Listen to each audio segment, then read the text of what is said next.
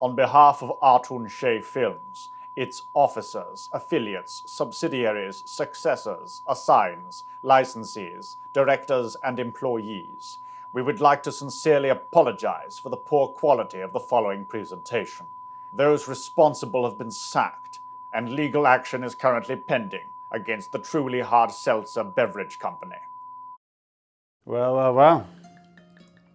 If it isn't Leif Erikson Day once again. I don't know what I was expecting with truly flavored vodka. I think the only thing that made Truly's palatable in the first place was just the shitload of sugar that they put in them. From our house to yours, a very happy Leif Erikson Day. I hope you have something tastier to drink than I do.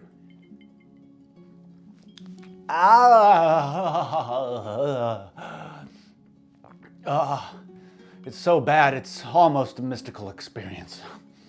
If you're reading any local history books about any town on the coast of New England, you have like a 50% chance, a flip of a coin, if you will, that at some point in the first couple pages, the author's going to claim that Vikings came to town around the year 1000. Their evidence?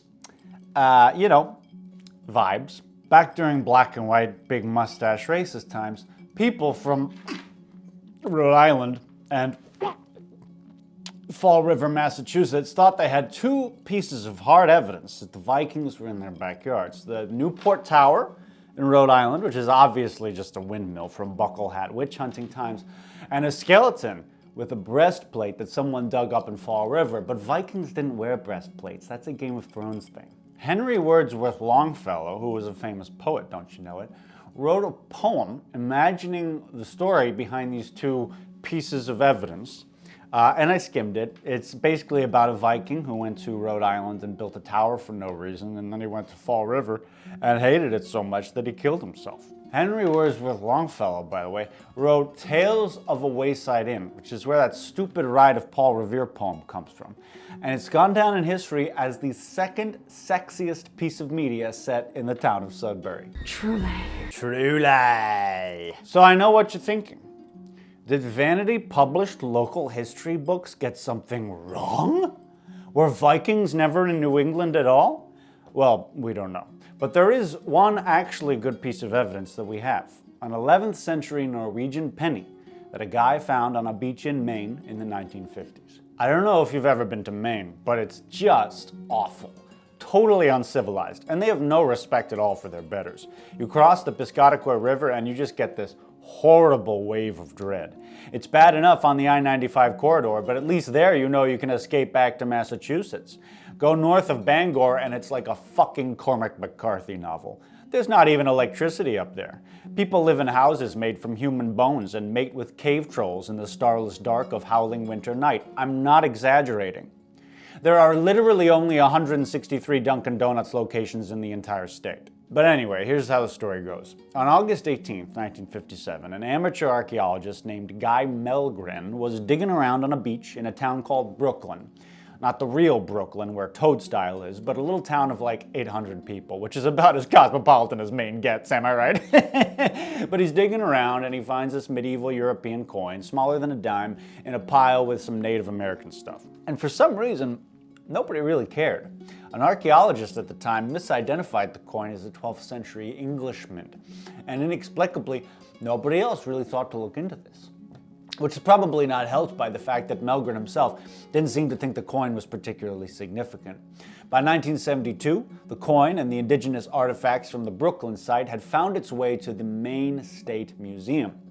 Bizarrely, the find went uncommented on for more than 20 years, until 1978, when an article on the coin in the Bulletin of the Maine Archaeological Society caught the attention of two numismatists in London. Numismatists is a fancy word meaning somebody who knows a lot about coins. And these two guys looked at pictures of the coin and said, "No!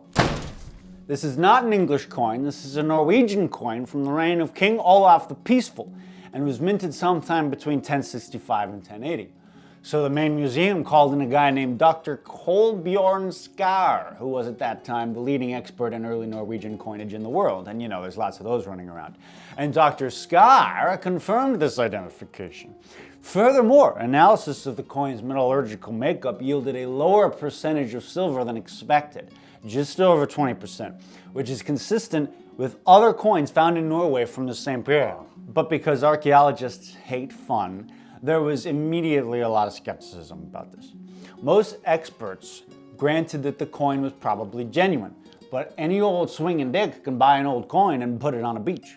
Maybe Mellgren was pulling a prank to get attention. But if that's the case, why did he go along with the initial English misidentification? And why wasn't he louder about his find? The circumstances of the coin's whereabouts in the first 15 years after its discovery are a little mysterious. There's no public information about it, but as far as I can tell, it seems that Mellgren just held on to it until 1972. Why did he just let it collect dust in a desk drawer for 15 years if he was after notoriety and attention?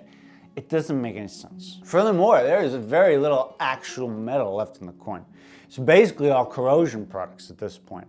This is consistent with the coin sitting on a beach for 1,000 years being exposed to all sorts of abuse from the elements. Due to all of these factors and all this evidence, nowadays, even the ivory tower elitist experts, most of whom have never even once had visions of the Younger Dryas flood while taking ayahuasca in the Amazon, are forced to admit that the Maine penny is genuine.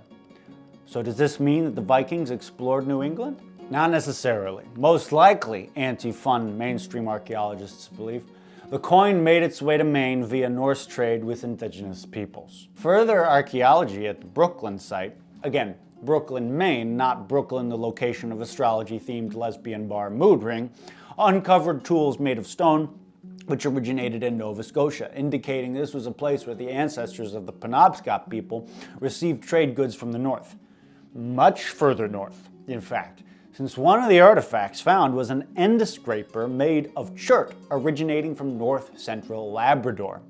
Sadly, however, there were no additional Norse artifacts found at the site. So the theory is that the coin changed hands during interaction between Norse sailors from Greenland and the Dorset people of the Canadian Arctic. The coin was perforated when it was found, which isn't visible today because that side of the penny has since crumbled. But anyway, that means that somebody poked a hole in it so that they could put a string through it, probably to wear it as a necklace. So the idea is that the coin traveled south along indigenous trade routes, being exchanged as an exotic piece of jewelry. Normally we could find clues to a mystery like this in the two Vinland sagas, Saga of the Greenlanders and Saga of Eric the Red. But as you'll no doubt remember from previous Leif Erikson Day specials, the sagas end with the journey of Freydis Eriksdatter, which occurred at least 50 years before this coin was even minted, much less entered circulation and found itself all the way across the Atlantic on the godforsaken shores of Maine. But that doesn't mean that nobody in Iceland or Greenland went to mainland North America after Freydis. In fact, they almost certainly did. In the early 12th century, the Icelandic chronicler Ari the Wise wrote that his uncle had heard stories about Vinland from someone who had actually been there, a voyage that almost definitely happened after 1080, the latest date for the minting of the coin. And a 14th century Icelandic manuscript briefly states that a bishop named Eric sailed in search of Vinland in the year 1121. There would have been lots of reasons for Greenlanders to sail to America, even after they had abandoned their ambitions for colonizing the place, namely timber, since Greenland isn't exactly known for its forests. So here's my take, and I'm not an expert in Viking stuff, but whatever. 1. As I've talked about before, I think Vinland is New Brunswick. Yeah, all the archaeological evidence is in Newfoundland, but it's just too cold and too windswept and shitty to match the descriptions given in Saga of the Greenlanders, and I don't think those descriptions are exaggerated. And 2, Maine's right fucking there. It's close. It's not a far trip on a swift and sturdy longboat, right? Like, Greenland to Newfoundland is a fucking trek, man. It's a long way. New Brunswick to Maine is peanuts in comparison. It's really not that crazy. Oh. Also, I think it's much more likely that the Greenlanders made the coin into a necklace than the Dorset or the Proto-Penobscot did. The Norse and Greenland were still on the barter system in the 11th century. They didn't use currency. So probably some merchant from Norway brought the coin and gave it to someone to buy a fur coat or a blowjob or something. And then that person then went, oh, there's not much use for this, but it's pretty and it's shiny, so I'll string it around my neck. And then that fur trader / sex worker brought it to Vinland. Maybe they also brought those other indigenous artifacts of northern origin to Maine too. It's not like Labrador and Nova Scotia were out of the way. It's a perfectly reasonable explanation. But mainstream academic historians who hate fun and have probably never even once watched Beowulf and Grendel on 5 dry grams of golden teachers are just terrified to suggest such things because they hate America and they don't want Vikings to have come here. But I think they probably did. But admittedly, I can't prove it. And that's what archaeology is all about. Provable, demonstrable evidence. Until more artifacts or primary source documents are found, if they ever are found, we will never know for sure if Vikings explored New England. But 'tis no matter. New England can still boast of a long and fascinating history of European exploration during the adventurous age of discovery.